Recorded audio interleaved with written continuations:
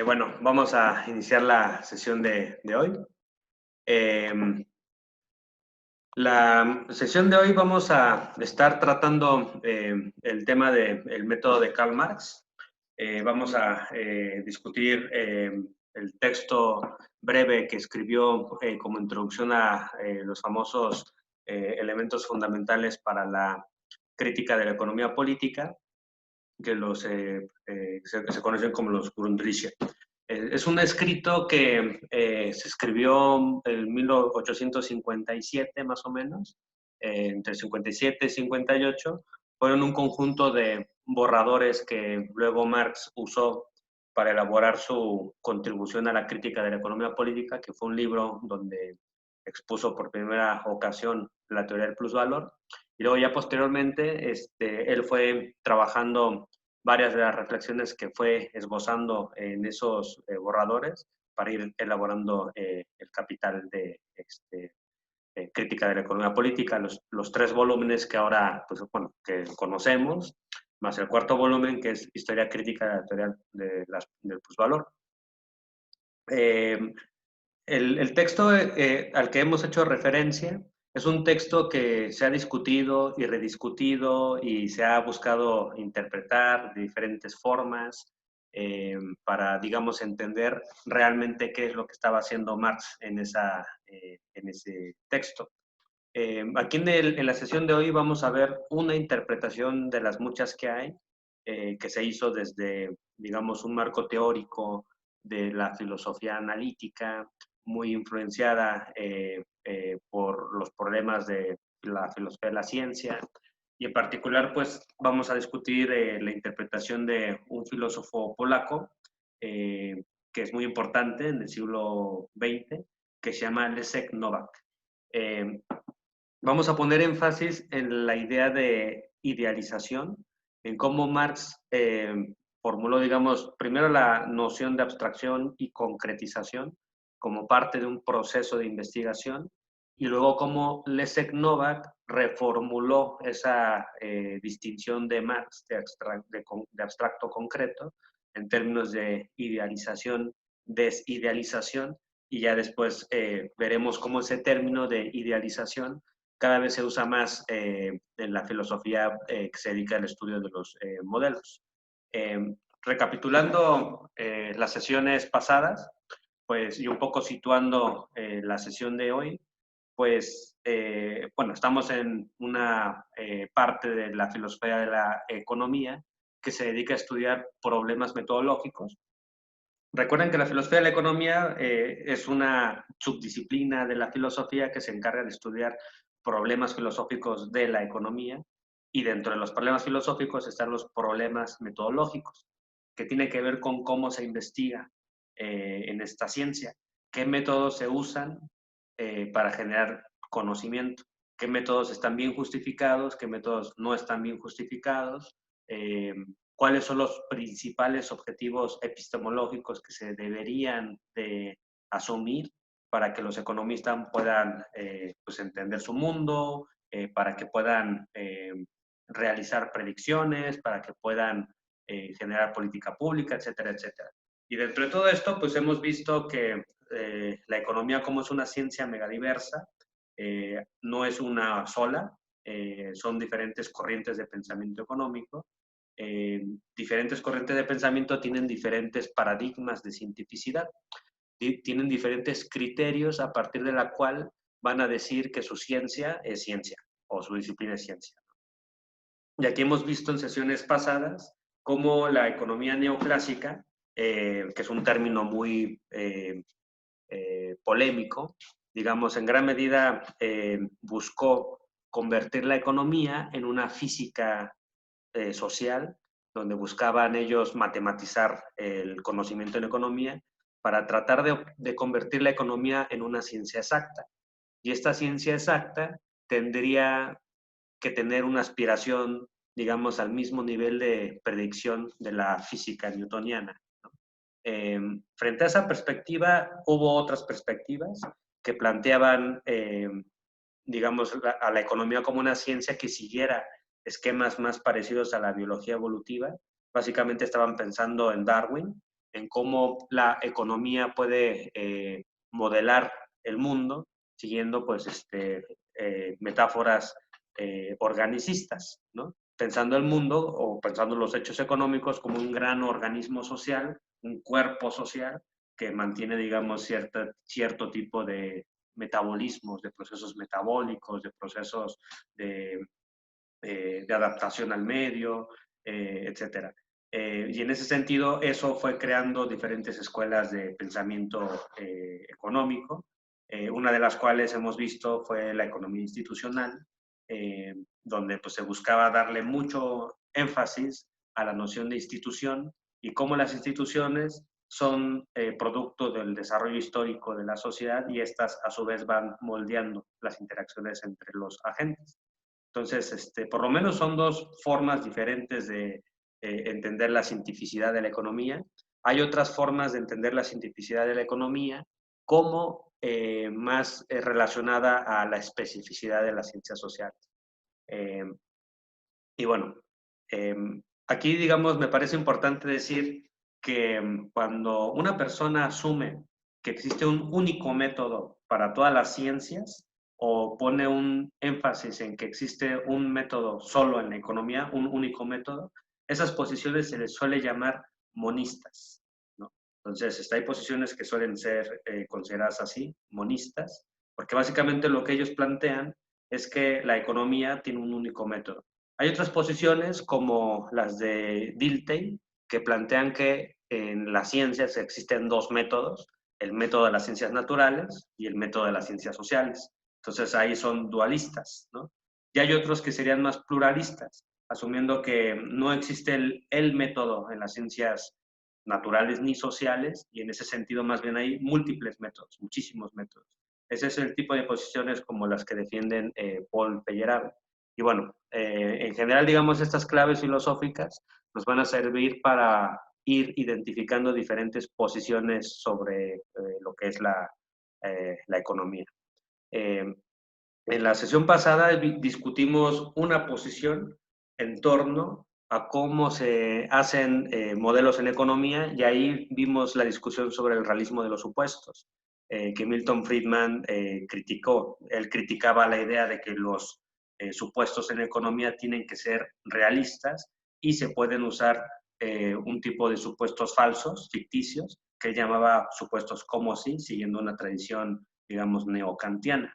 Hay autores como Bachinger, que son los que iniciaron, Hans Bachinger, son los que iniciaron esta perspectiva del ficcionalismo y la idea de supuestos como si, donde el objetivo principal pues es simplificar la realidad para volverla tratable en términos matemáticos y posteriormente generar predicciones. Bueno, entonces en este contexto es importante pues situar la discusión que hay sobre el método de Marx, porque igualmente hay diferentes maneras de ver a Marx, porque por ejemplo hay posiciones que lo que hacen es enfatizar en que el verdadero método científico de la humanidad, digamos, es el método de Marx, ¿no? Esa era la posición del Dialmat, de la Unión Soviética, de los marxistas que siguieron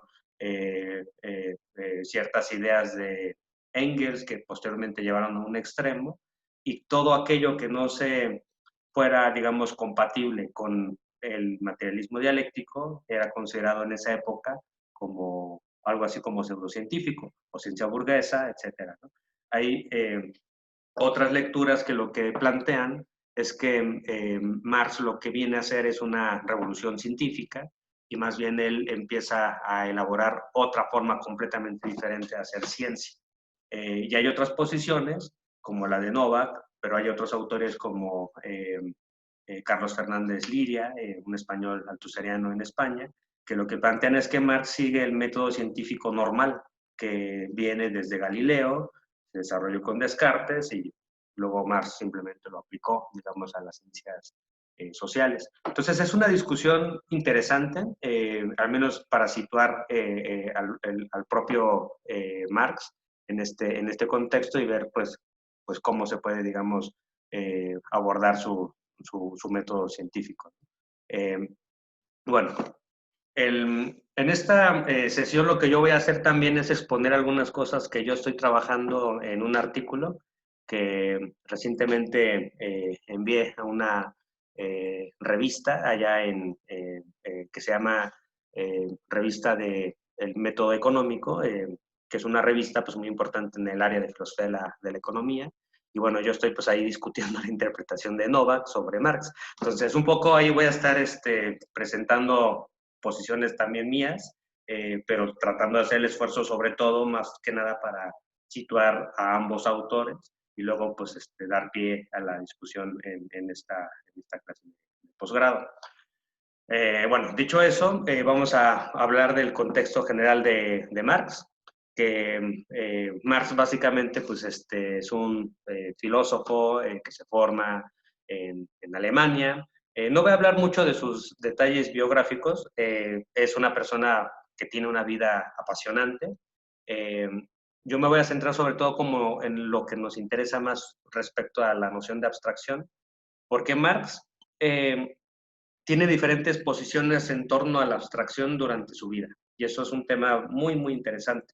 Porque primero Marx, en tanto joven hegeliano, pues él, digamos, lee bastante a Hegel, le interesa muchísimo estudiar en su momento la filosofía del derecho. Posteriormente le interesa hacer la crítica de la filosofía del derecho porque es una especie de crítica a la sociedad contemporánea en la que los seres humanos vivían, al menos en Europa, y a él le interesa hacer la crítica del concepto de sociedad civil. El concepto de sociedad civil en alemán también es equiparable al concepto de sociedad burguesa. Entonces, en Hegel, sociedad civil y sociedad burguesa es lo mismo. Entonces, Marx desde ahí empieza a tener una idea de hacer una crítica, digamos, al sistema capitalista, y de ahí empieza a hacer la crítica a la filosofía del derecho en Hegel. Eh, Marx está muy influenciado en su época por un autor que se llama Ludwig Feuerbach, que es un materialista, que lo que él estaba planteando era que los conceptos muchas veces se reificaban. Eran conceptos que los seres humanos, una vez que los desarrollaban, adquirían cierta realidad y luego esa realidad se les presentaba como una exterioridad que les imponía ciertas restricciones en su vida cotidiana. Entonces, en este contexto, Feuerbach hace digamos, un análisis crítico de la idea de Dios como un concepto abstracto que hacen los seres humanos, primero para explicarse a sí mismos, explicar su propia vida, explicar su propia situación material, y luego esta idea de Dios adquiere una, digamos, realidad que va más allá del ser humano y posteriormente domina al ser humano. Entonces, Marx con estas ideas de Feuerbach, empieza a pensar también la sociedad capitalista como una sociedad que va generando una serie de abstracciones que posteriormente se van convirtiendo en abstracciones reales, ¿no? Como lo plantean otros contextos. El concepto de abstracción real es un concepto que se sigue discutiendo, es un concepto que en la actualidad los filósofos que se dedican a estudiar a Marx desde la Escuela de Frankfurt, diferentes estudios críticos, pues están abordando. ¿Qué quiere decir Marx con el concepto de abstracción real? ¿En qué sentido una abstracción es real, ¿no? Entonces, un poco Marx llega a ese tipo de situaciones porque a él le interesa pues entender su mundo y lo que él está viendo es que el capitalismo, pues digamos, es un conjunto de relaciones sociales que mantienen una regularidad, ¿no? Entonces él empieza a tener ese tipo de interés.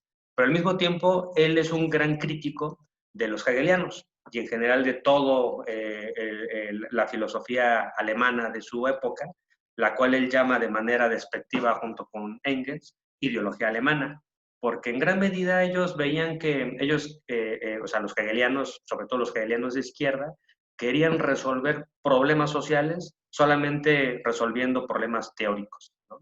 Y él veía que gran parte de los principales problemas del mundo pues, requerían la intervención activa de los seres humanos. Y en este sentido, pues él empieza a hacer su crítica a Feuerbach, porque, digamos, en gran medida la actitud contemplativa del mundo, es algo que no está solucionando básicamente nada. Y lo que le interesa a Marx es intervenir en su mundo para transformarlo y mejorarlo. Por eso, digamos, en gran medida, las tesis sobre Feuerbach son también un conjunto de tesis donde se reivindica la noción de práctica.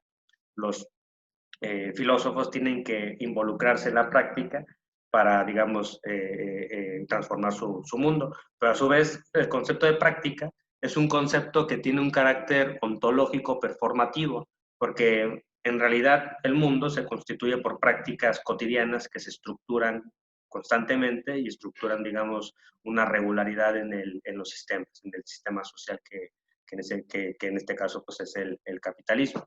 Entonces, Marx en este contexto tiene una actitud de criticar abstracciones, de criticar simplemente la idea de que hablemos de el ser humano, el hombre, la libertad en términos abstractos y no ir hacia temas más concretos, ¿no?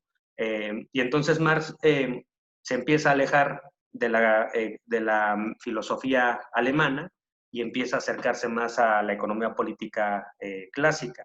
Él se acerca bastante a la economía política clásica motivado por Engels, en gran medida para estudiar la anatomía de la sociedad burguesa.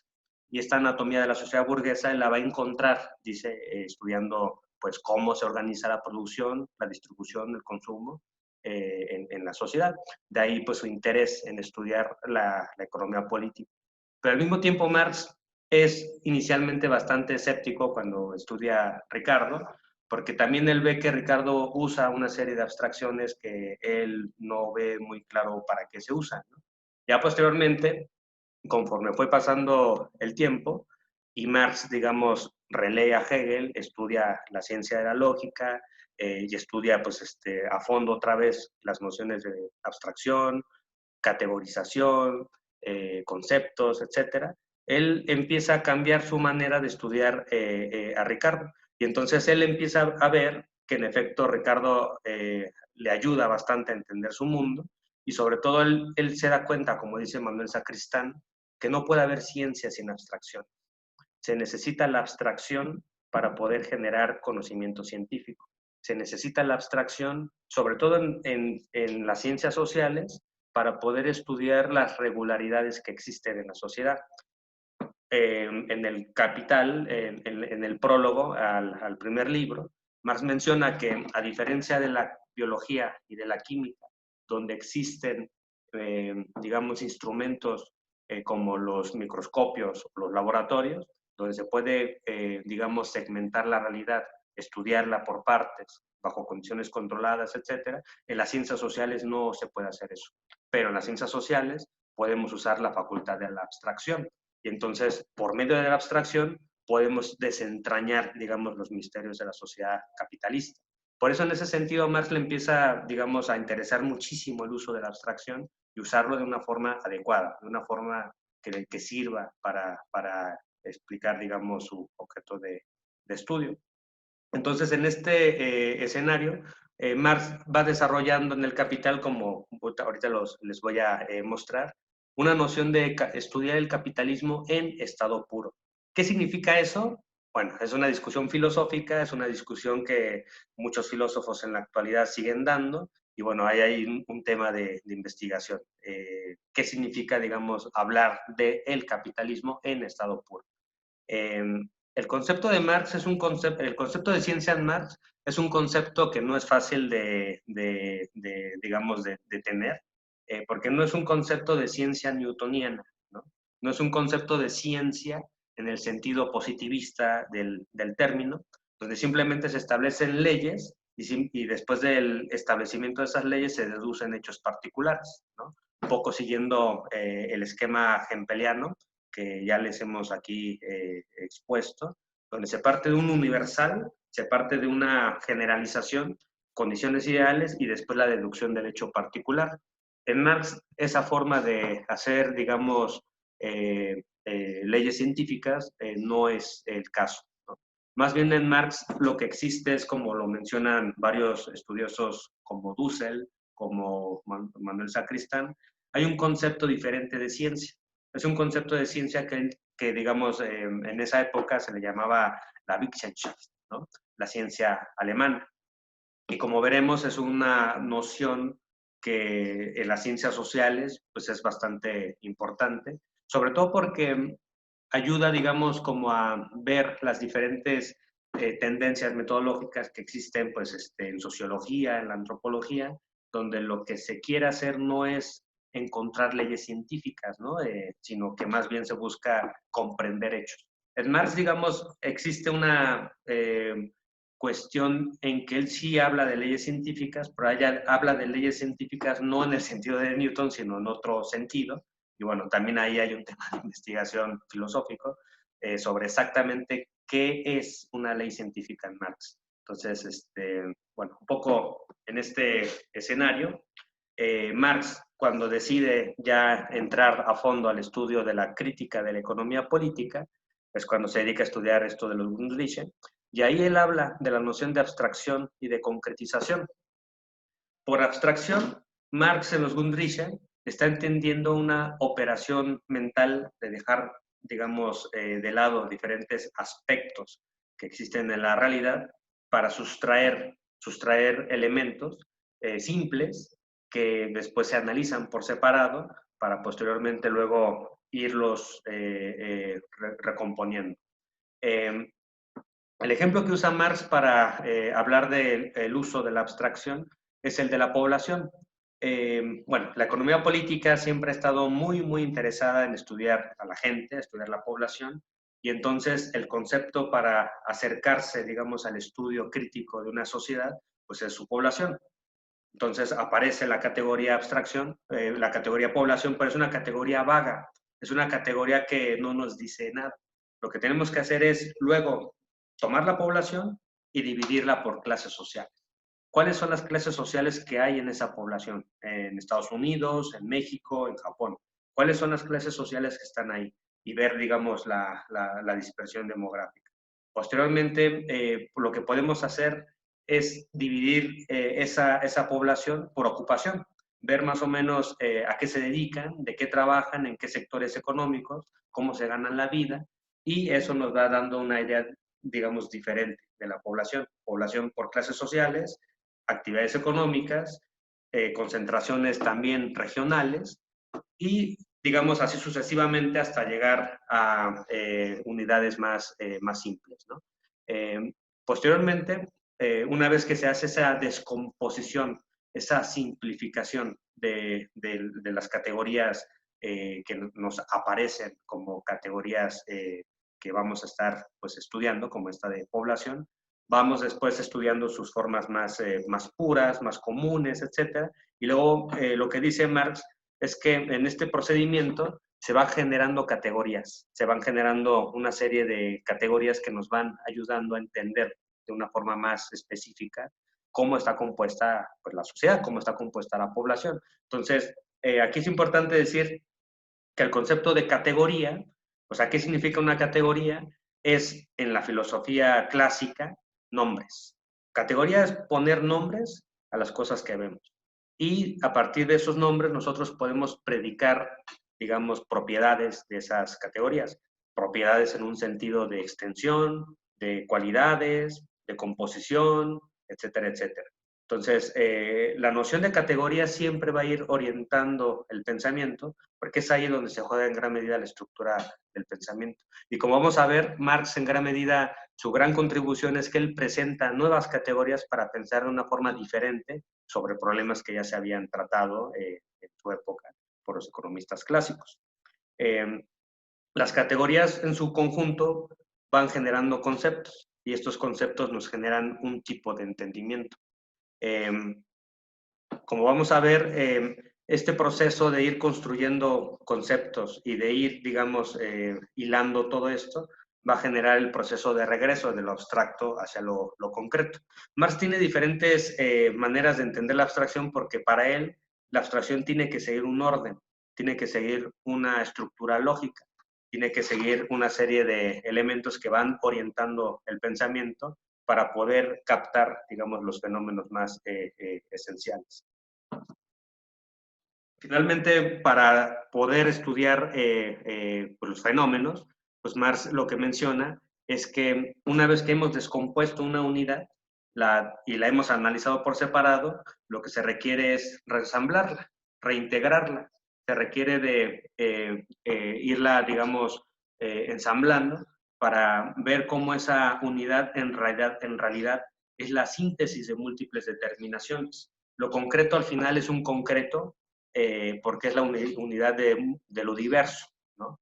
Y en ese sentido, por ejemplo, cuando nosotros empezamos a estudiar la población de un país y la hemos dividido y descompuesto en diferentes partes, y luego después la volvemos a ensamblar, la idea que tenemos de esa población ya no va a ser la misma. Hemos pasado de un concreto impensado, de un concreto que se nos apareció de una forma vaga, de una forma pues muy, muy general, a una noción más concreta, a una noción pues ya digamos ya pensada, donde ya somos conscientes de su composición, de sus determinaciones, de cómo se relaciona la parte con el todo, etcétera, etcétera. En ese sentido, aquí lo que va a estar haciendo Marx es ver como dos momentos de un proceso de pensamiento y de investigación, tanto la síntesis, perdón, tanto el análisis como la síntesis.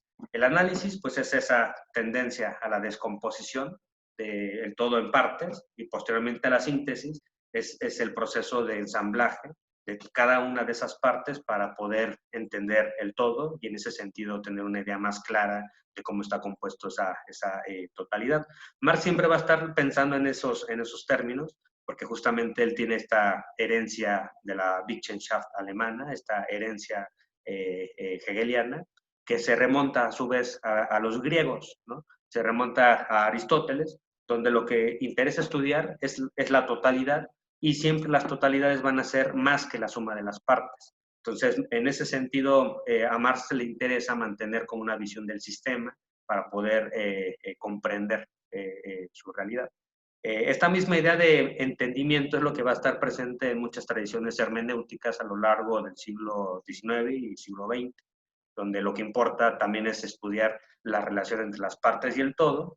El todo está compuesto por partes, pero las partes no se pueden entender sin el todo, porque las partes son constitutivas, digamos, del todo y son constituyentes del todo. Y a su vez el todo no se puede entender sin las partes.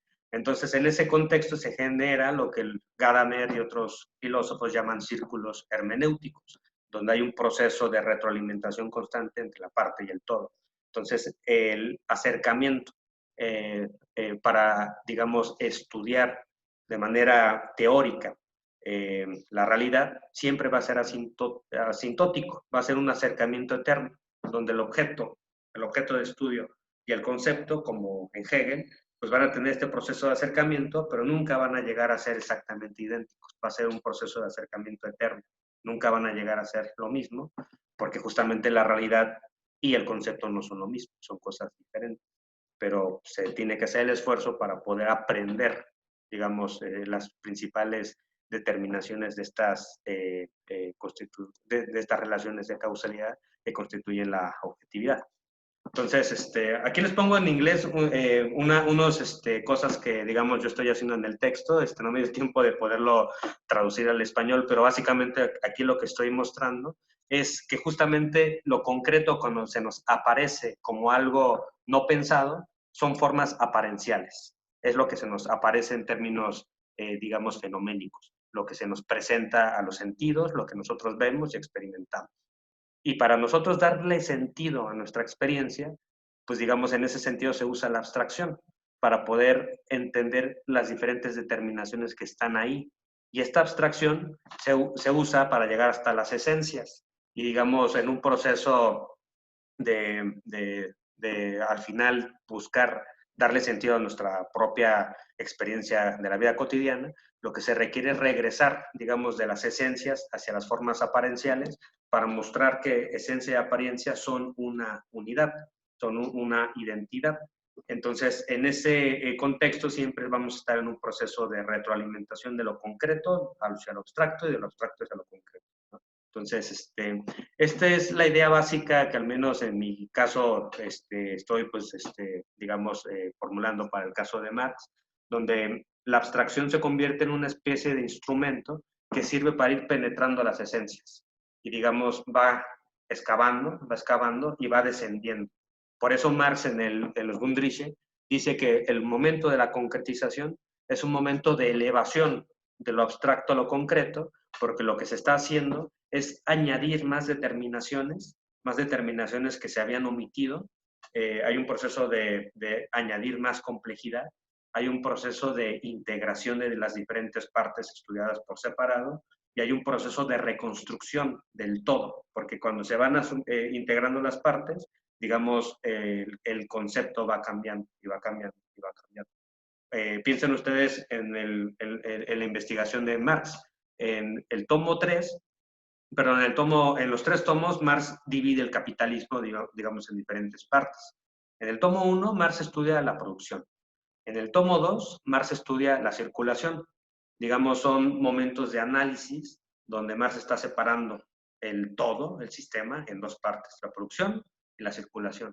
Y en el tomo 3, lo que va a hacer Marx es presentar la producción y la circulación como una unidad. Y en ese momento, digamos, Marx se va a tratar de elevar de lo abstracto a lo concreto, generando una visión de la totalidad del sistema, presentando como una unidad la producción y la circulación. Entonces, el tomo 3 del Capital se convierte en un momento más de concretización, pero como vamos a estar viendo posteriormente, siempre Marx va a estar pensando en un nivel conceptual, nunca confundiendo la realidad con la teoría, que esto es muy, muy importante. Bueno, aquí les presento básicamente esta idea de cómo Marx fue penetrando la realidad mediante el uso de la abstracción y, digamos, esta idea de cómo se va dividiendo la totalidad en partes, lo vemos con el análisis de la mercancía. Marx en el tomo 1 inicia, digamos, pues presentando la primera experiencia sensible que todo ser humano tiene en torno al capitalismo. ¿Cuál es la primera experiencia sensible que tenemos todos los seres humanos de que vivimos en el capitalismo? De que existen mercancías y que estas mercancías se compran y se venden en el mercado, que tienen un precio y que uno necesita tener una cantidad de dinero para poder, digamos, acceder a ellas. Entonces, esta forma mercancía básicamente tiene dos partes que las hacen valiosas, porque al final las mercancías son valiosas, por eso tienen la centralidad en la reproducción social de nuestras sociedades. ¿En qué sentido una mercancía es valiosa? Por un lado, es valiosa porque sirve para satisfacer necesidades humanas. En ese sentido se habla de valor de uso, pero también es valiosa porque tiene un valor en términos de que representa un cúmulo de otras mercancías, de que tienen un precio, de que tienen un valor de cambio. Entonces, en este sentido, hay dos sentidos en los cuales se habla de valor. Valor de uso y valor de cambio. ¿Ok? Digamos, la primera abstracción que hace Marx, partiendo de lo que han dicho los economistas clásicos, y ya lo había dicho Aristóteles, es que las mercancías tienen dos tipos de valor. Valor de uso y valor de cambio. Ahora, ¿cómo se constituyen esos valores? ¿De dónde viene? ¿Cuál es digamos, el origen tanto del valor de uso como del valor de cambio? Marx está razonando a partir del trabajo. Él dice, pues se tienen que producir. Alguien tiene que producir las mercancías. ¿Y en qué sentido se van a estar produciendo sus cualidades? ¿En qué sentido se van a estar produciendo sus propiedades? Entonces Marx razona y dice, valor de cambio es una propiedad cuantitativa. El valor de uso es una propiedad cualitativa. Y entonces él dice, hay dos tipos de trabajo que se desdoblan, digamos, en los procesos en los cuales se producen. Por un lado, el trabajo concreto, que es el que va a producir las características físicas de la mercancía, y estas características físicas de la mercancía son las que se van a mostrar en el valor de uso, que a su vez van a poder satisfacer las necesidades humanas. Entonces dice Marx, ok, pero ¿qué es lo que hace equiparable diferentes productos del trabajo que son completamente diferentes entre sí? ¿Por qué, digamos, un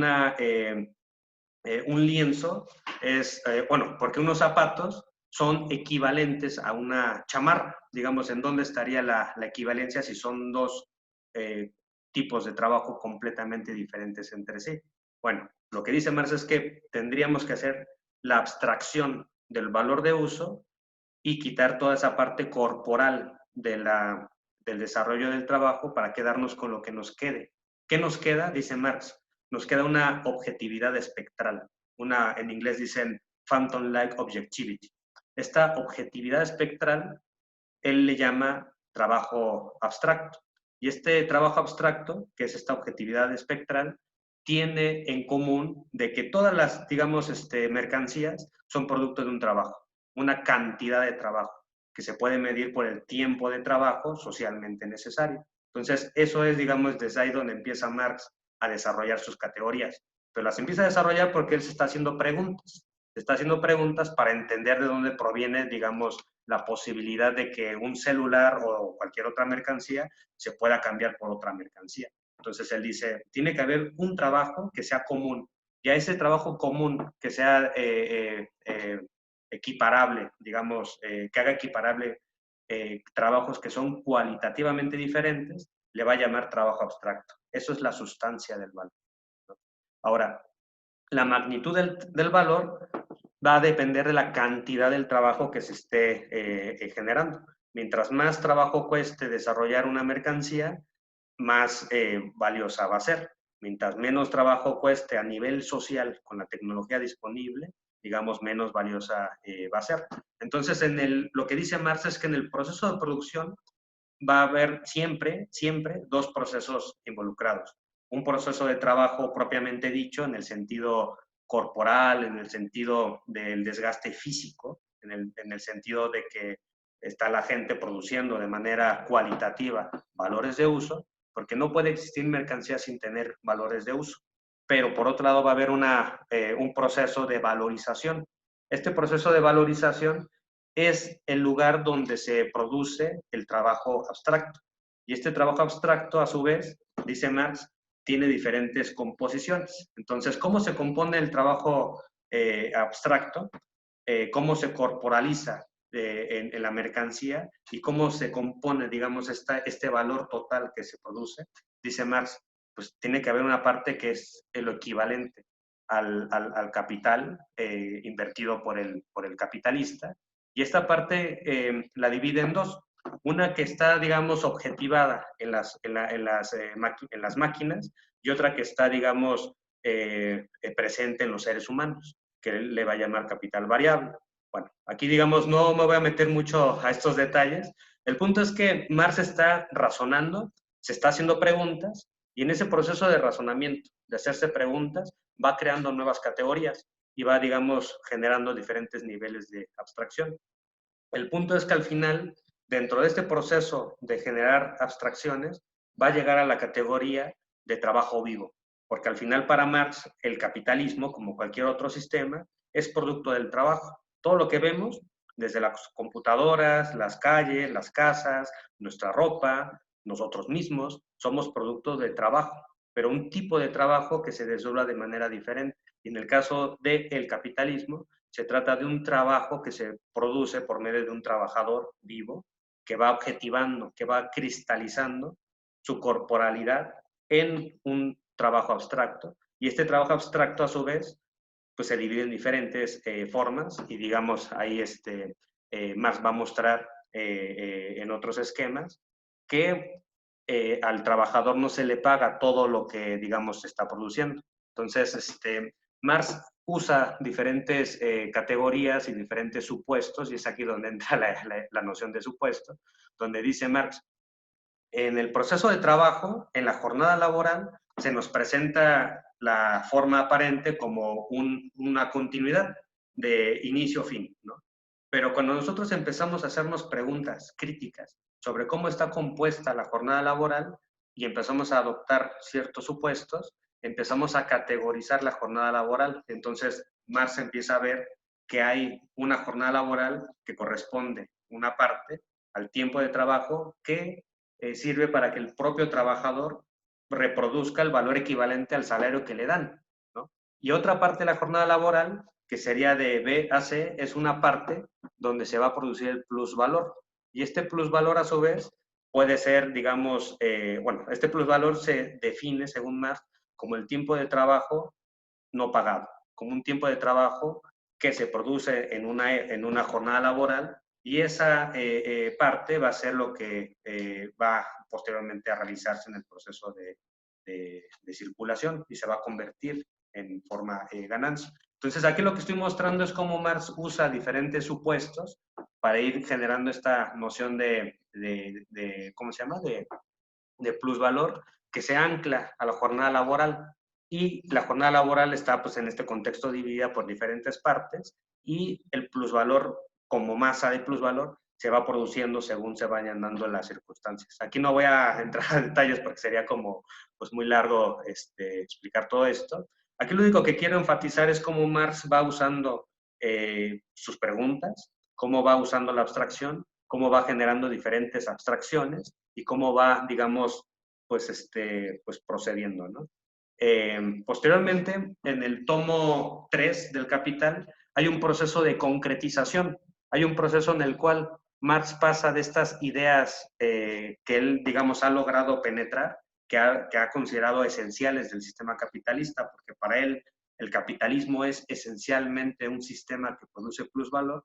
Lo que le interesa después a Marx es mostrar cómo ese plusvalor se convierte en ganancia y en ese sentido cómo se transfigura, cómo el plusvalor se convierte en la forma monetaria, perdón, cómo la ganancia se convierte en la forma monetaria del plusvalor.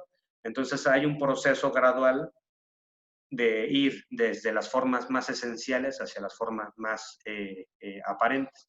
Y en ese proceso de ir desde lo esencial hacia lo aparente, Marx va creando nuevas categorías que le van dando sentido y en ese proceso de construcción de nuevas categorías, pues va añadiendo cada vez más y cada vez más complejidad. Entonces, para entender la noción de abstracción en Marx, primero tenemos que, digamos, situar su obra, ¿no? Situar, digamos, su proyecto y en gran medida lo que él estaba tratando de hacer era desfetichizar, digamos, la sociedad en la que estamos viviendo, ¿no? ¿Qué significa desfetichizar? En el primer capítulo él menciona que la mercancía se nos presenta como un objeto que tiene poderes mágicos, que tiene poderes sobrehumanos que nos trascienden y que en ese sentido, a su vez, se presentan como formas naturales que siempre han estado ahí, que son eternas y que no podemos hacer nada por cambiarlas. La fetichización, digamos, se puede entender siguiendo a autores como Enrique Dussel, como la absolutización de las relaciones, de tal manera que no se ven, digamos, las otras relaciones, sino que se ocultan. Hay un proceso de ocultamiento. Entonces, para Marx, la ciencia y la abstracción van a buscar desocultar, van a buscar quitar, digamos, estas apariencias que nos ocultan las relaciones de causalidad. En este caso, por ejemplo, la ganancia. Una forma mistificada de la ganancia es que se piensa que la ganancia proviene simplemente del mercado, de que uno va al mercado y vende su mercancía y si a veces uno tiene suerte y si uno es hábil, la mercancía, digamos, se vende a un buen precio y entonces uno obtiene una ganancia. Pero lo que dice Marx es que eso, pensar que la ganancia proviene del mercado, eso es, digamos, una forma mistificada, porque no nos está diciendo nada de cómo se produjo la ganancia, de qué sectores entraron a los procesos de producción y hacia dónde, digamos, se fue orientada esa producción. Entonces, en ese sentido, Marx lo que busca es siempre tratar de presentar la unidad entre el mercado y la producción. Y en esa unidad, lo que él va a estar mostrando es que hay formas transfiguradas, ¿no? Como ya les mencionaba. Y entonces él le interesa mostrar cómo el plusvalor se convierte en ganancia y cómo la ganancia a su vez se usa para diferentes aspectos, pero una parte de la ganancia regresa al circuito de valorización y a su vez se va generando un ciclo que va, digamos, reproduciendo al propio capitalista. Entonces, en este escenario, al final el capitalismo se convierte en un ciclo, en un gran círculo, en un gran sistema que constantemente está en retroalimentación. Entonces, en este escenario, pues él lo que le interesa es estudiar la totalidad, ¿no? Entonces él va a estar en ese proceso de acercamiento paulatino a la realidad y va a estar pues generando un tipo de conocimiento que se le va a conocer como Verstehen, ¿no? Que es una noción que apela más que nada al estudio de la totalidad y cómo la parte adquiere sentido siempre solo en una totalidad. Una parte solita no tiene mucho sentido. Es un poco pensando en las tesis holistas de la semántica de Quine, donde, por ejemplo, la idea de hombre soltero no tiene mucho sentido. Tiene sentido cuando lo pones en un contexto semántico y entonces hombre soltero significa hombre no casado. Entonces hay un sistema que hace posible la interpretación de las palabras. Esto va en contra de las posiciones atomistas y claramente Marx en ese sentido pues no está asumiendo para nada una posición atomista y él va, digamos, hacia una posición pues más holista. Entonces, bueno, eso es una interpretación que les presenté de Marx. Hay muchísimas maneras de ponerlo, hay diferentes formas de discutirlo, pero bueno, aquí lo que vamos a pasar ahora es a presentar una interpretación que hizo este autor que se llama Leszek Nowak, que es un polaco, es un filósofo polaco muy, muy, muy importante de mediados del siglo XX. Él fundó una escuela que ahora se le conoce como la Escuela de Poznań. Y esa escuela pone mucho énfasis en el estudio de las idealizaciones. Lo que hace Nowak es reformular la idea que Marx tenía del método, de lo que sería lo abstracto, lo concreto y lo abstracto, o sea, la idea de ir en estos procesos circulares, pero él lo pone en términos de idealización y la concretización Nowak la va a entender como una desidealización. Por idealización, como en el texto lo vimos, las idealizaciones se entienden como supuestos que exageran tendencias hacia un límite. Son enunciados deliberadamente falsos que distorsionan la realidad. Ejemplos de idealizaciones en Nowak serían, por ejemplo, asumir que los planetas tienen una masa infinita, asumir que los cuerpos se mueven a la velocidad de la luz o asumir que los agentes son perfectamente racionales. Otro ejemplo muy típico es el del vacío perfecto, que cuando un cuerpo cae en un vacío no existe el viento, no existe nada que genere resistencia, y entonces la caída de un cuerpo puede darse en condiciones puras, ¿no? En condiciones ideales. Entonces, estos serían idealizaciones. Las idealizaciones, según Nowak, buscan neutralizar aspectos secundarios, propiedades secundarias o aparenciales, él lo plantearía de esa manera, para centrar el análisis en las propiedades primarias. Estas propiedades primarias serían esencias. Según Nowak, las idealizaciones tienen estas tres formas lógicas, es decir, asumir que el valor de algo es cero, como asumir que no existe resistencia en un espacio y por lo tanto cae, digamos, el cuerpo en un vacío perfecto. Ahí en el fondo lo que se está asumiendo es que P es igual a cero. O asumir que los cuerpos se mueven a la velocidad de la luz o que la masa de los planetas es infinita. Digamos, aquí estamos asumiendo que el supuesto tiene un valor infinito.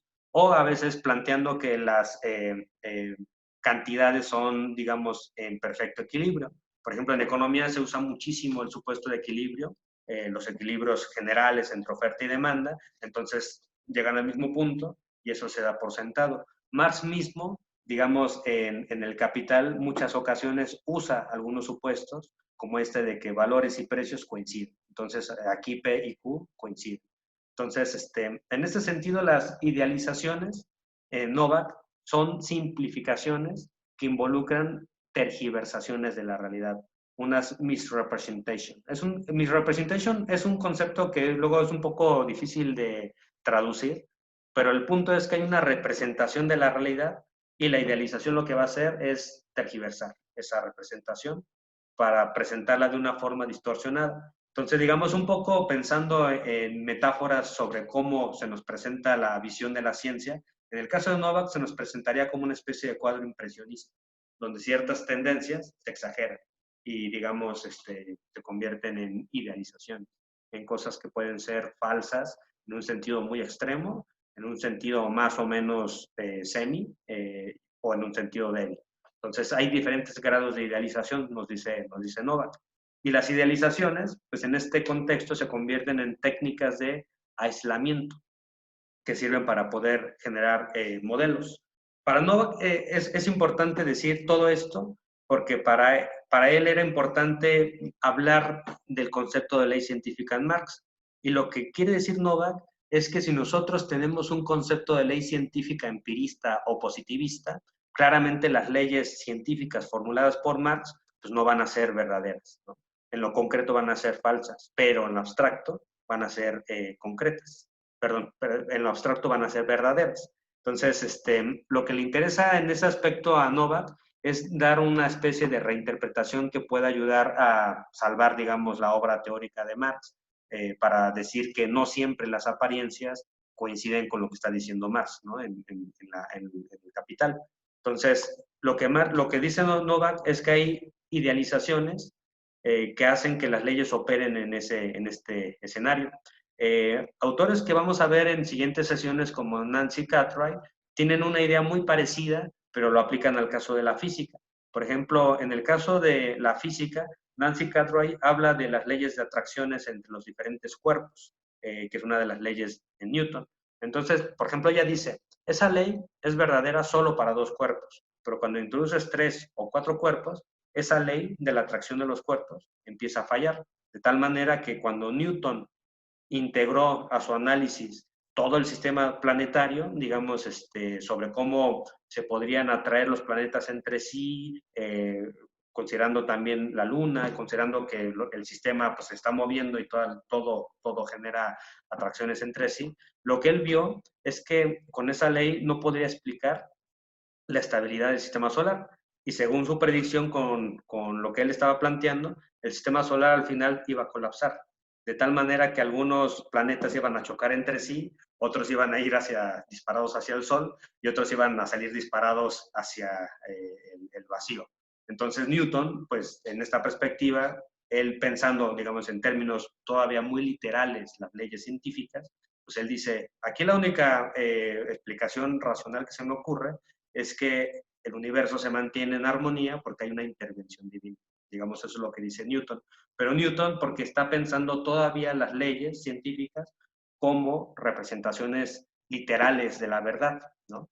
Pero no está pensando las leyes científicas como ya posteriormente lo pensamos en el siglo XX, como modelos, ¿no? Donde las leyes científicas son representaciones simplificadas de aspectos de la realidad que ocurren solo en condiciones ideales, ¿no? Bueno, Novak le interesa pues avanzar en un argumento de ese tipo y lo que él menciona es que las leyes luego tienen un proceso de concretización, pero aquí concretización no lo está entendiendo igual que Marx.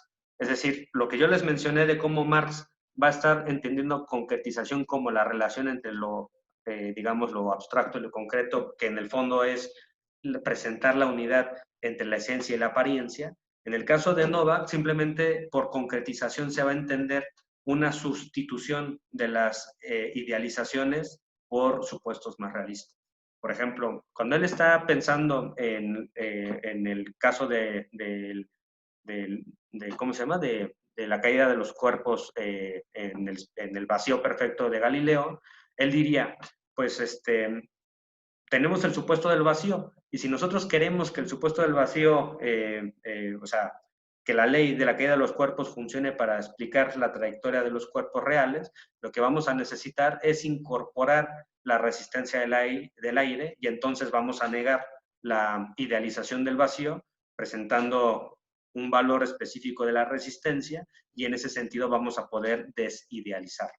En el caso de la interpretación que él presenta de Marx, bueno, hay que decirlo que también él hace una representación un poco neoclásica de Marx, atribuyéndole supuestos que Marx no dice en el Capital, pero digamos, una de las cosas que él menciona, tratando, digamos, de aplicar el supuesto de caridad, es que Marx está hablando de cómo valores y precios coinciden en condiciones ideales. Y dentro de esas condiciones ideales, pues está, digamos, la cuestión de que Marx está asumiendo, según Novak, competencia perfecta. Marx está asumiendo que hay, este, eh, ¿cómo se llama? Economías cerradas, las economías no son abiertas. Marx está asumiendo que la composición orgánica del capital, que nos hablaría de la composición técnica, es la misma en todos los capitales. Y entonces en condiciones así, ideales, que no son la realidad, pues sí, valores y precios coinciden. Pero si nosotros queremos predecir los precios, vamos a tener que desidealizar y en ese sentido tendríamos que remover los supuestos de competencia perfecta, de economías cerradas, de la homogeneidad de las tasas de composición orgánica del capital para integrar supuestos más realistas, que vendría siendo la competencia imperfecta, las economías abiertas y luego meter también la heterogeneidad de las composiciones orgánicas. Y entonces, en ese sentido, podríamos hacer, digamos, el modelo más concreto. Eso es lo que va a estar entendiendo Novak por desidealización. Desidealización sería simplemente un proceso de revertir las idealizaciones introducidas. En inglés se usa la expresión adding back, ¿no? Entonces, Novak en ese aspecto pues va a estar entendiendo así lo que va a ser el término de idealización y lo que él está diciendo es que esta manera de proceder en la ciencia, en Marx, se reproduce en todas las ciencias naturales y sociales. Y él en ese sentido, pues, como podemos ver en el artículo que les pasé, va a decir que Marx es el Galileo de las ciencias sociales, que simplemente aplicó un método que ya está presente en Galileo, en este caso la economía. Entonces, eso, digamos, es muy polémico, decir eso, pues es, como ya les mencioné en el inicio de la clase, pues es algo que requiere de muchísima discusión y en la actualidad se sigue discutiendo y se sigue rediscutiendo. Pero aquí lo que me interesa decir es que, número uno, el concepto de idealización llegó para quedarse en la filosofía de la ciencia y en gran medida pues es producto también de este autor, ¿no? De este autor que básicamente le interesó estudiar, digamos, estudiar el uso de supuestos. ¿Qué son los supuestos? No bacterias son idealizaciones.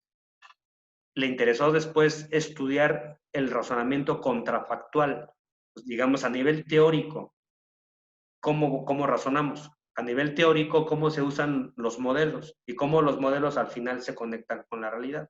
Entonces, lo que diría Novak es, siguen un método idealizacional. Y este método idealizacional, pues, está presente en toda la ciencia. Entonces, esa es, digamos, la posición de Novak. Este autor, pues, va a ser, pues, bastante, a su vez, criticado por otros, etcétera. Pero eso es como que lo principal. Y por otro lado, lo segundo que yo quería mencionar es que esta noción de desidealización, de concretización, etcétera, es algo que constantemente en la literatura de filosofía de la ciencia se va a estar discutiendo, como diciendo, en efecto, o sea, todos los científicos hacen eso, todos los científicos desidealizan tal y como lo dice Nova, eh, toda la ciencia tiene que desidealizar. ¿En qué sentido las idealizaciones entonces son buenas o malas, ¿no?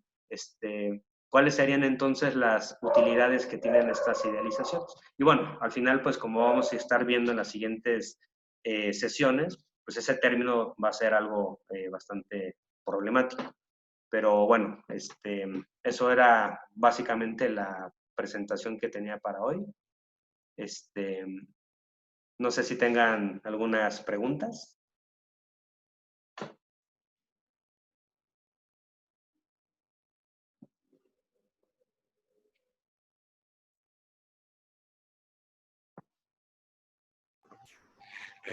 Perdón,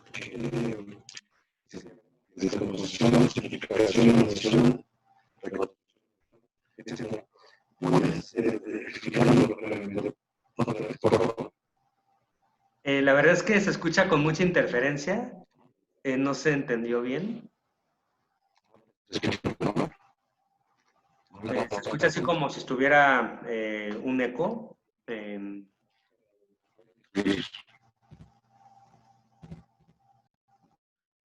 Sí, sí, sí, mejor, ¿se lo puedes mejor escribir? Sí.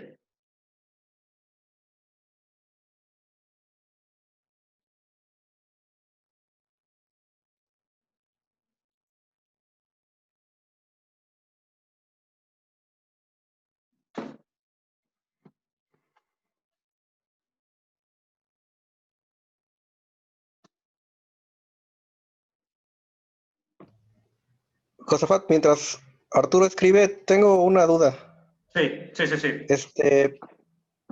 Entonces ya, tengo muchos problemas. Digo, todavía no, a veces me confundo, no me queda claro bien cómo distinguir el concepto de abstracción de idealización. No sé, porque también me da la impresión que igual depende de cada autor, ¿no? O sea, o sea, cada autor tiene su concepto de abstracción, cada autor tiene su concepto de idealización. A veces en unos me da la impresión que es más afín y en otros lo distinguen más. ¿Tú qué podrías decir como términos generales de algún rasgo que sí pueda ser distintivo entre uno y otro? Sí, bueno, eso es una discusión filosófica que se sigue dando. Eh, digamos, una visión estándar diría, como un poco Novak, que es el que introdujo esta noción, y Novak en su momento estaba muy interesado en establecer claramente la distinción entre abstracción e idealización. Para Novak, abstracción es cuando omitimos propiedades de una, digamos, de un objeto de estudio para centrarnos en otros aspectos. Entonces, básicamente abstraer es omitir, ¿no? En Novak. Y idealización en él, lo que sería es integrar exageraciones en, digamos, en las propiedades para de esa manera dejarlas fuera. Entonces, por ejemplo, una idealización sería asumir el supuesto de vacío perfecto. No es lo mismo asumir que no existe simplemente, pues digamos, un espacio donde caen los cuerpos, a decir que ese espacio es un vacío donde no existe la resistencia, donde es vacío perfecto. Entonces, digamos, él diría esa, o sea, él intentaría establecer esa diferencia. Otros autores, como Jones y un poco Nancy Cartwright, van en la dirección de que la abstracción es una operación que busca reducir, ¿no? Es una especie de operación aritmética donde la abstracción reduce, quita aspectos y en cambio la idealización añade aspectos, añade valores, añade cuestiones que no están en la realidad para volverla más tratable. Por ejemplo, la idea de que ¿cómo se llama? Las órbitas son exactamente, ¿cómo se llama? Esta figura que no es un círculo, elípticas, que son perfectamente elípticas. Eso sería una idealización. O que los planetas son esféricos, que son esferas perfectas, también sería una especie de idealización. Y la abstracción, por lo que plantearía, sería, según estos autores, quitar estos aspectos. Eh, hay otros autores como Sergio Martínez, yo mismo, no vemos muy claro la diferencia entre abstraer e idealizar, porque más bien, siguiendo el ejemplo de Marx, abstracción es una facultad cognitiva más amplia, es una facultad que implica seleccionar, categorizar, implica atribuir, digamos, patrones, identificar patrones de comportamiento para generar conceptos y categorías, ¿no? Y digamos, el proceso de uso de abstracción involucra simplificaciones. Entonces, para varios autores, abstracción se usa de diferentes formas y la idealización solo es un tipo de o una forma específica de usar la abstracción.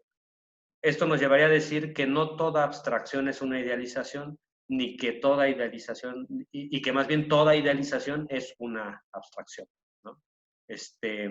Entonces, no sé si con esto al menos ayudo.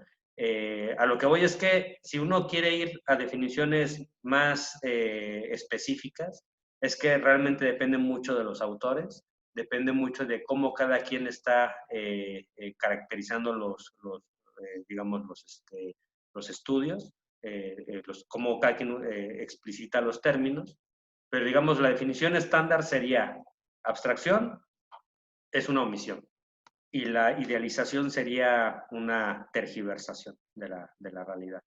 Ahora, abstracción también puede verse como una tergiversación en sí misma, ¿no? Y la tergiversación también puede verse como una omisión, ¿no? Entonces, bueno, ahí se convierte en un tema difícil, pero por ahí más o menos se usan los términos.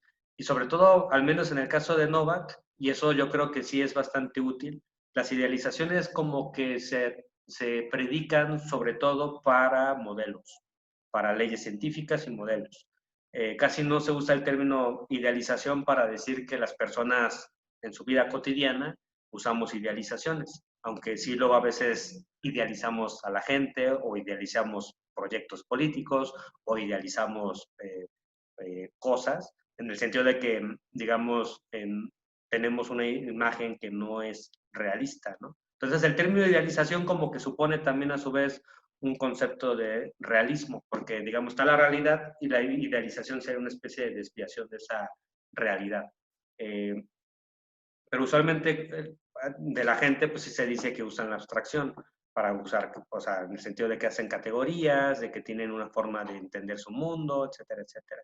Pero bueno, un poco espero que con esto, pues primero presentar que la discusión es compleja, no es una discusión sencilla, depende de cada autor.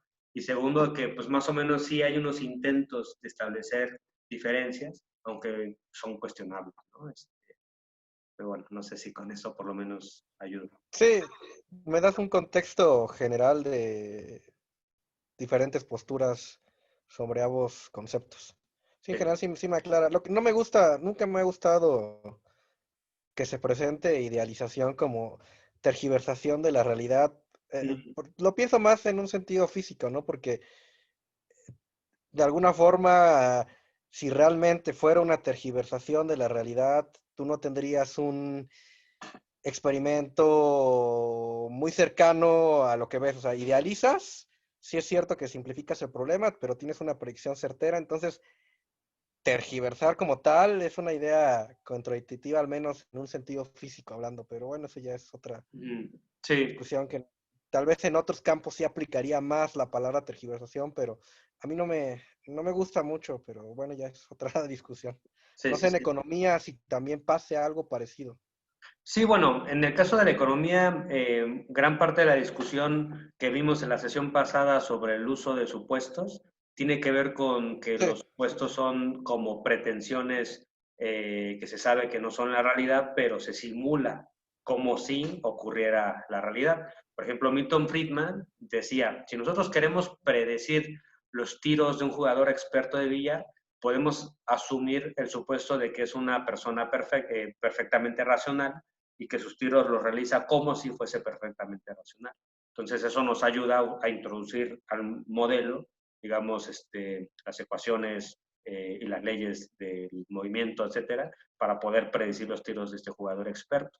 Entonces, sí, en economía también se usa bastante pues la idea de que hay supuestos falsos, que son ficticios, pero que al mismo tiempo pueden ser útiles, pero al mismo tiempo pueden ser cuestionables, ¿no? No siempre se deben sí. de usar, ¿no?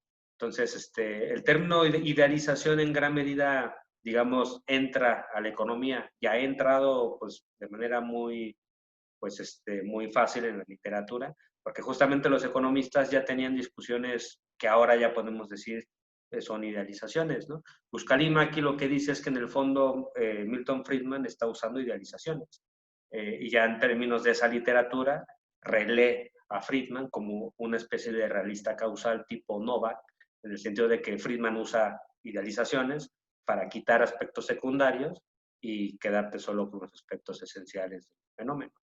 Entonces, por eso la literatura aparece ya bastante ligado modelos e idealización, para enfatizar la idea de que un modelo es ideal y que solo ocurre en condiciones ideales.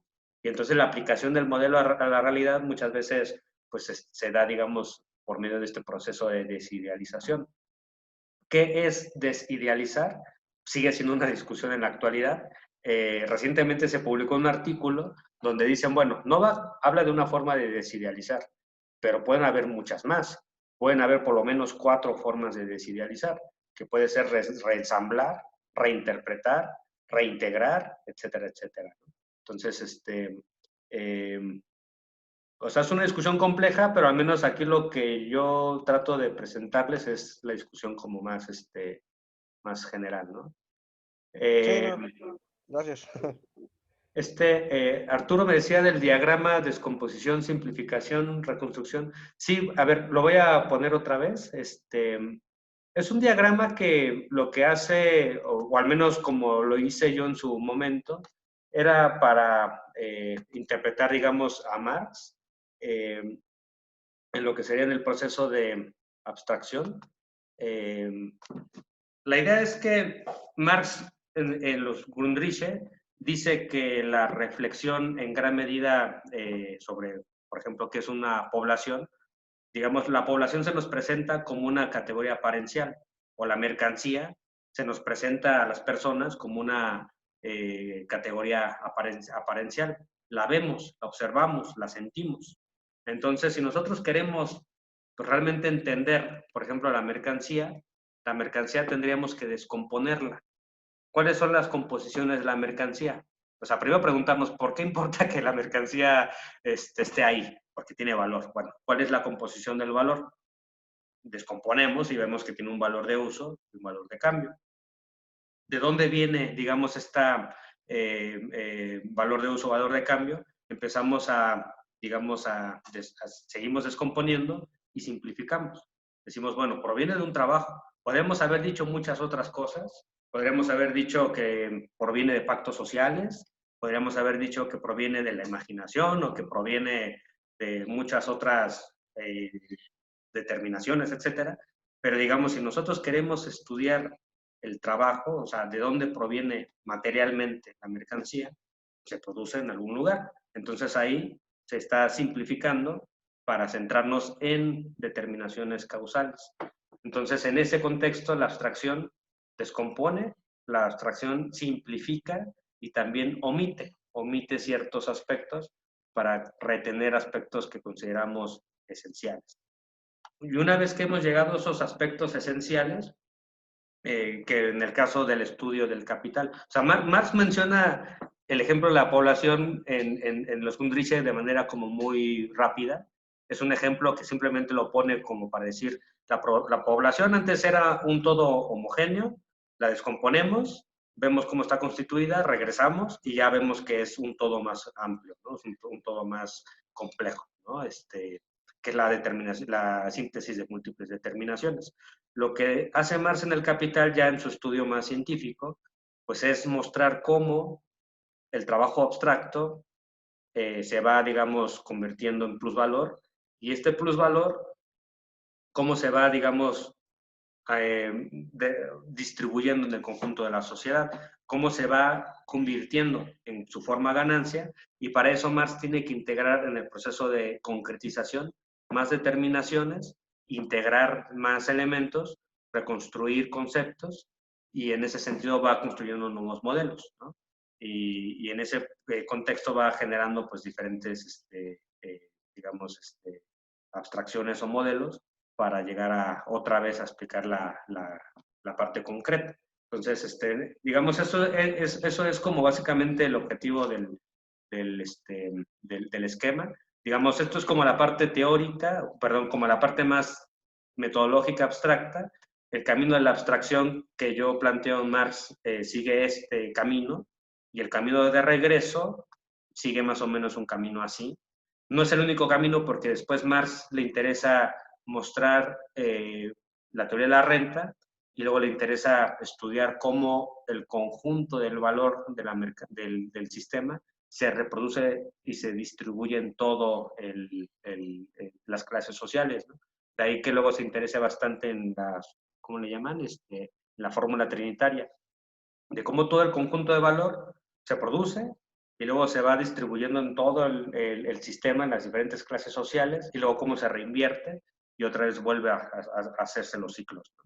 Entonces, así sucesivamente hasta llegar a esos niveles. Y es ahí donde Marx, digamos, terminó su análisis, en la reproducción social, donde habla de las clases sociales que se reproducen por medio de la repartición de valor, de un valor general, de una masa de valor que se produce en el sistema, y que se da, digamos, a unos por medio de tasa de interés, que es el capital bancario, porque, digamos, como Marx va volviendo su reflexión cada vez más compleja, para él el capital no es lo mismo, siempre.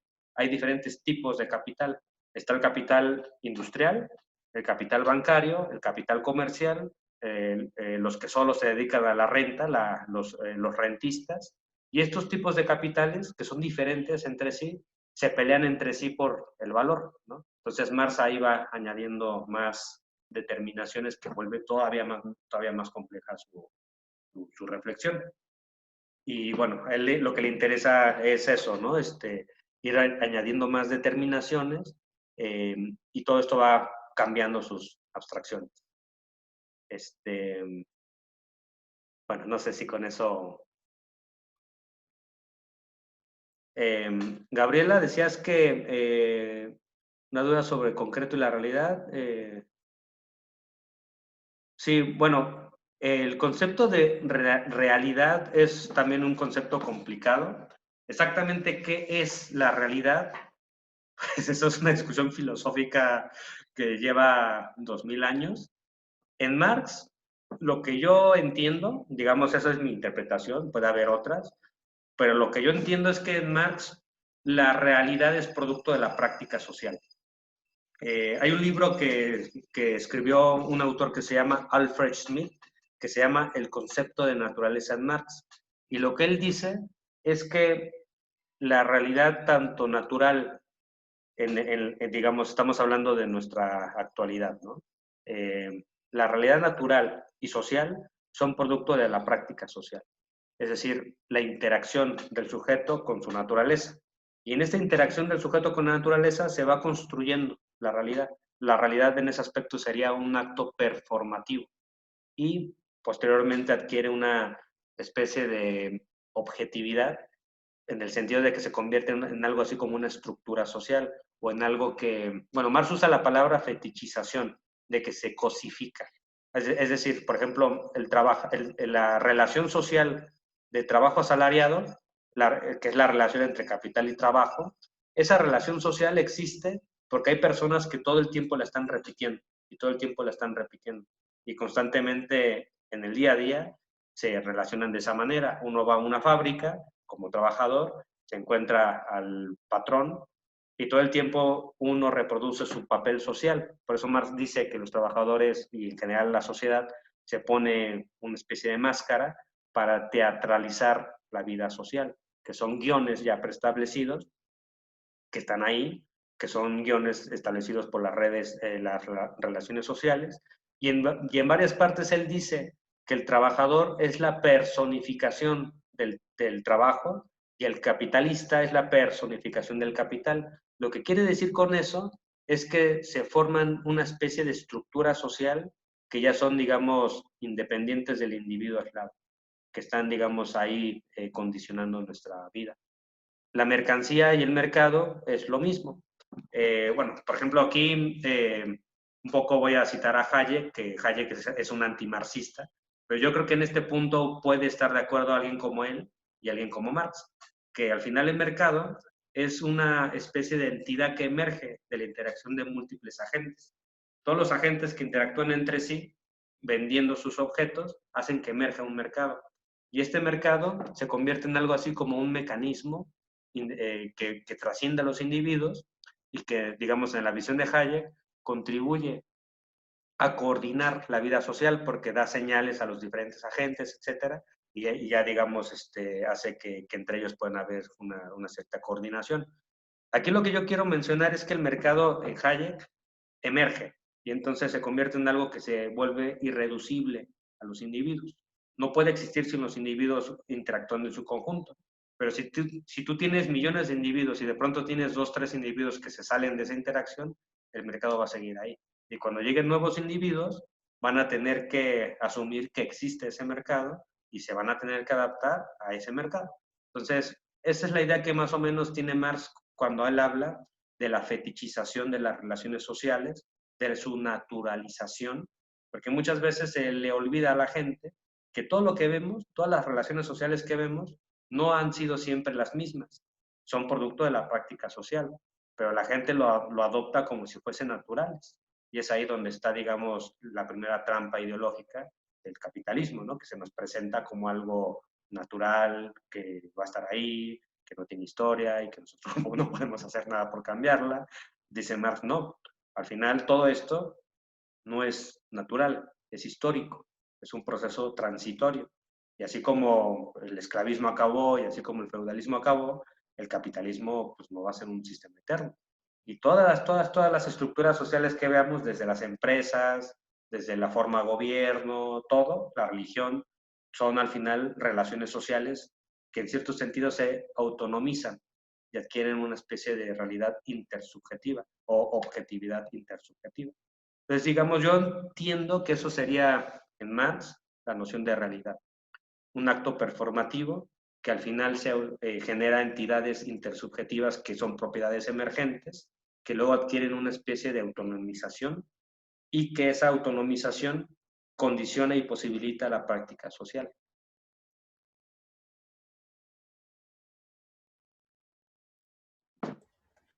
Y la diferencia, bueno, es que la diferencia con respecto con lo concreto no sería, no es exactamente lo mismo y tiene otras connotaciones para Sí. Marx, ¿no?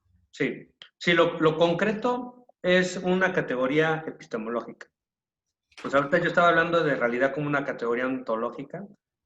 Por decir ontológico, quiero enfatizar la idea de performático. Es una categoría que o sea, la realidad se constituye por la práctica social. Y lo concreto sería una categoría epistemológica donde, digamos, lo primero que se nos presenta es lo concreto aparencial, es una apariencia, digamos, es un concreto impensado. Karel Kosik usa el término, es un filósofo marxista checo, él usa el término pseudoconcreción. O sea, lo que nosotros vemos, muchas veces sin tener las categorías que nos permitan interpretar, vemos hechos que pensamos que son concretos, ¿no? Y pensamos que son cosas muy concretas y muchas veces ya damos por sentado que todo tiene un precio, que todo tiene una dinámica, que todo tiene una estructura, etcétera. Y ya damos por sentado eso, ¿no? Pero raramente reflexionamos sobre esa situación. Entonces, esa especie de certeza falsa en la cual vivimos, que es una especie de fetichismo, esa vida fetichizada, como diría Karel Kosik, es una percepción fenomenológica que nos hace pensar que vivimos de manera concreta, ¿no? Pero dice Kosik, vivimos, o la gente vive, o sea, vivimos pues en una sociedad donde se reproduce la pseudoconcreción. Entonces, concreción es una categoría más epistemológica y ya después cuando nosotros entendemos y buscamos estudiar la realidad de manera crítica y penetramos la apariencia, lo que ocurre es que después, diría Kosik, que estamos destruyendo, digamos, el mundo de la pseudoconcreción y ya después buscaríamos, o la gente, o sea, digamos, en el proyecto marxista, ya después se buscaría la transformación de la sociedad. Primero a nivel epistemológico y luego a nivel ontológico y luego el círculo, ¿no? Epistemológico, ontológico, así. Pero sí, esa sería la diferencia principal entre realidad y concreto. Realidad es un concepto en Marx, es un concepto ontológico y concreto es un concepto epistemológico. Sí, gracias.